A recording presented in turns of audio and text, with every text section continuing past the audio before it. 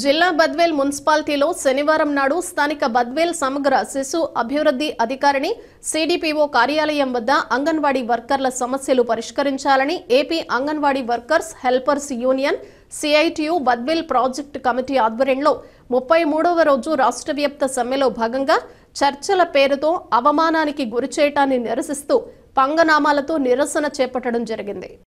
ఈ రోజు 33వ రోజు ఇక్కడ బద్వేల్ ప్రాజెక్టు నందు మేము 3 నామాలతో నిరసన తెలియజేస్తున్నాము.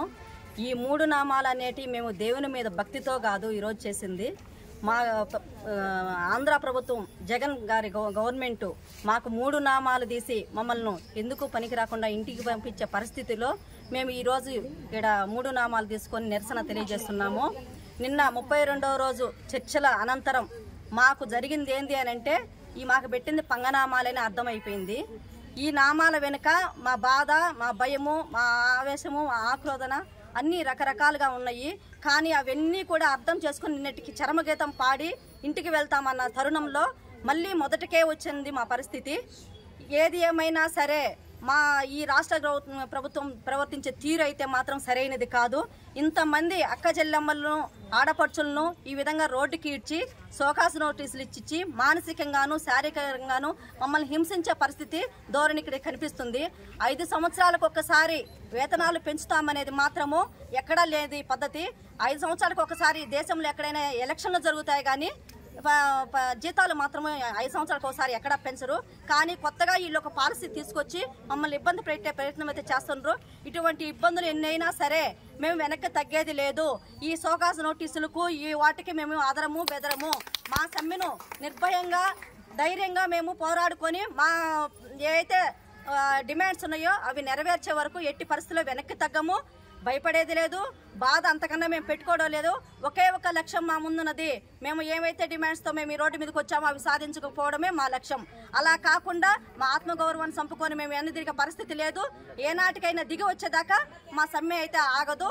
ఇటువంటి సోకాజు నోటీసులు ఇవన్నీ ఇస్తూ చేస్తూ మమ్మల్ని భయభ్రాంతులకు గురి చేస్తామంటే అది ప్రభుత్వ అమాయకత్వమే. మేము ప్రజలు ఎప్పుడు అమాయకులు కాదు. పోయే ప్రభుత్వాలను చూశాను కానీ అంగన్వాడీలు ఏ రోజు వచ్చేవాళ్ళు పోయేవాళ్ళు కాదు. వచ్చిందంటే సాధించుకుంటాం, నెరవేర్చుకుంటాం. అన్ని దిగ్విజయంగానే మా 60 ఏళ్ళ రిటైర్మెంట్ వరకు మేము పని చేసుకుంటాం తప్ప పోయే ప్రసక్తి అయితే ఉండదు. రాష్ట్ర వ్యాప్తంగా AP anganwadi workers and helpers CITU అనుబంధ సంఘ ఆధ్వర్యంలో గడిచిన 33 రోజులుగా ఏవైతే గత ఎన్నికల్లో జగన్మోహన్ రెడ్డి గారు తెలంగాణ కంటే అధికంగా వేతనాలు ఇస్తామని చెప్పేసి హామీలు ఇచ్చారో అట్లాగే అంగన్వాడీ వర్కర్లని ప్రభుత్వ ఉద్యోగులుగా గుర్తించి కనీస వేతనాలు అమలు చేస్తామని చెప్పేసి మాట చెప్పారో ఆ మాటని నిలబెట్టుకోవాలని చెప్పేసి గడిచిన 33 రోజులుగా అంగన్వాడీ వర్కర్లు సమ్మెబాట పట్టినటువంటి పరిస్థితి. 33 రోజులుగా అనేక రూపాల్లో ప్రభుత్వానికి ఈ యొక్క సమస్యల్ని విన్నవించినప్పటికీ ప్రభుత్వం అంగన్వాడీ వర్కర్ల యొక్క నాయకత్వాన్ని చర్చల పేరుతో సచివాలయానికి పిలిపిస్తున్నారు. తూతూ మంత్రపు చర్చలు జరుపుతున్నారు. ₹1 అంటే ₹1 కూడా వేతనం పెంచకుండా ఈరోజు సమ్మెను విరమణ చేయాలని చెప్పేసి భయభ్రాంతులకు గురి చేయడం సరైనటువంటిది కాదని చెప్పేసి మేము సిఐటిగా ఈ సందర్భంగా చెప్పదలుచుకున్నాం. ఇప్పటికే అంగన్వాడీల యొక్క సమ్మె పైన ఎస్మా చట్టాన్ని ప్రయోగించారు. ఈ ఎస్మా చట్టం అంగన్వాడీ వర్కర్లకు ఏమాత్రం అనుమతించదు. దాన్ని ఈరోజు బలవంతంగా ఎస్మా చట్టాన్ని అంగన్వాడీలపైన రుద్దేటువంటి ప్రయత్నం చేస్తున్నారు.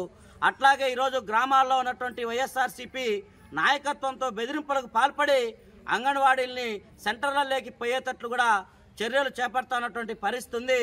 ఈరోజు చర్చల పేరుతో 5-6 దఫాలు చర్చలు జరిపినప్పటికీ ఈరోజు నాయకత్వానికి ఈరోజు పంగనామాలు పెట్టి వెనక్కి పంపించేటువంటి ప్రయత్నం చేస్తున్నారు.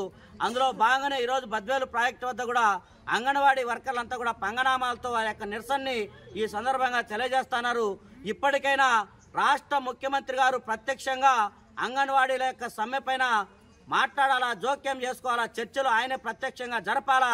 అంగన్వాడీలకు ఇచ్చినటువంటి తెలంగాణ కంటే అధికంగా ఇస్తామన్నటువంటి మాటని నిలబెట్టుకొని వేతనాలు పెంచాలా, సుప్రీంకోర్టు తీర్పు ప్రకారం గ్రాడ్యుటీ అమలు చేయాలా, రిటైర్మెంట్ బెనిఫిట్స్ కలిగించాలా. అట్లాగే దీర్ఘకాలం సర్వీస్లో ఉన్నటువంటి కార్మికులందరినీ కూడా ప్రభుత్వ ఉద్యోగులుగా గుర్తించాలని చెప్పేసి ఈ సందర్భంగా రాష్ట్ర ప్రభుత్వాన్ని విజ్ఞప్తి చేస్తున్నాం. అలా కాకుండా ఈరోజు ప్రభుత్వం మొండిగా వ్యవహరిస్తే రానటువంటి కాలంలో ఈ ప్రభుత్వానికి తగినటువంటి గుణపాఠం పెంచడానికి అంగన్వాడీ వర్కర్లంతా కూడా సంసిద్ధంగా ఉన్నారని చెప్పేసి ఈ సందర్భంగా తెలియజేస్తున్నాం. అట్లాగే మీ యొక్క బుల్ల బెదిరింపులతో ఈ సమ్మె విరమణ చేసే ప్రసక్తే లేదు. ఈ సమ్మెను ఎంత దూరానికైనా కానీ తీసుకువెళ్లేదానికి CI2 ఎల్లప్పుడూ అంగన్వాడీ వర్కర్ల పక్షాన అండగా నిలబడుతుందని, ఈ పోరాటానికి మద్దతుగా సంపూర్ణంగా CI2 సహాయ సహకారాలు అందిస్తుందని చెప్పేసి కూడా ఈ సందర్భంగా మేము తెలియజేస్తా ఉన్నాం. కె నాగేంద్రబాబు, CI2 జిల్లా కార్యదర్శి.